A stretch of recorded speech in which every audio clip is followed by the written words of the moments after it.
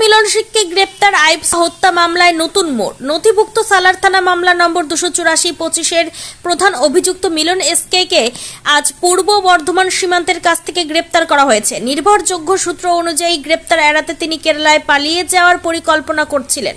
Police জানিয়েছে, মিলন শেখকে 10 দিনে পুলিশ হেফাজতের আবেদন জানিয়ে কান্দি আদালতে অতিরিক্ত প্রধান বিচারক ম্যাজিস্ট্রেটের সামনে হাজির করা হবে। এই মামলাটি ধুরসুন্ডা গ্রামের একটি জমি সংক্রান্ত বিরোধকে কেন্দ্র করে ঘটে যাওয়া জমি সংক্রান্ত সম্পর্কিত। অভিযোগ রয়েছে, এই সংঘর্ষে মিলন এসকে আইবস আক্রমণ করেন, যার ফলে আইবসের মৃত্যু হয়।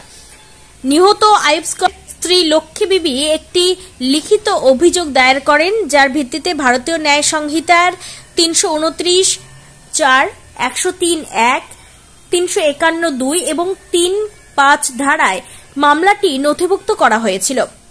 ঘটনার পর থেকে এলাকায় আইন শৃঙ্খলার কোনো অবনতি হয়নি এবং পরিস্থিতি বর্তমানে সম্পূর্ণ নিয়ন্ত্রণে রয়েছে।